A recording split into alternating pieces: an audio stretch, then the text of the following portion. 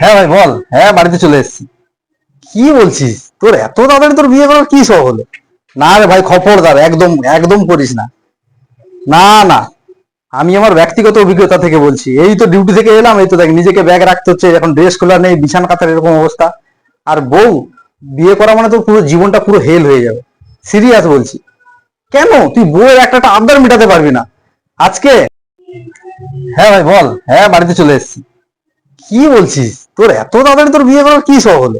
না রে ভাই, খবরদার, একদম একদম করিস না। না না, আমি আমার ব্যক্তিগত অভিজ্ঞতা থেকে বলছি। এই তো ডিউটি থেকে এলাম, এই তো দেখ নিজেকে ব্যাগ রাখতে হচ্ছে, এখন ড্রেস খোলা নেই, বিছানা কাতার এরকম অবস্থা। আর বউ, বিয়ে করা মানে তো পুরো জীবনটা পুরো হেল হয়ে যাবে। সিরিয়াস বলছি।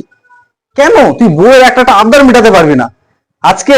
নেল পালিশ কাটিং করতে যাবো পার্লারে, দাও 2000 টাকা। কালকে হেয়ার স্পা করাতে যাবো, দাও। পরশুদিন এই বিয়ে বাড়ির রিসেপশন আছে, আমাকে 2000 টাকা দামের শাড়ি দিতে হবে।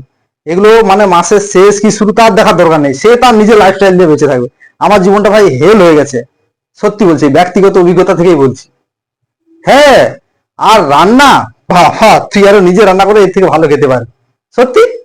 রান্না এমন এমন করবে তো তোর মানে মুখেই জুটবে না। আমার তো মনে হয় এক এক সময় মানে ফ্যানে ঝুলে দমকা পেটাই বউকে। হ্যাঁ। কিন্তু কি করবো বল, এই তো জীবন। আচ্ছা। হ্যাঁ।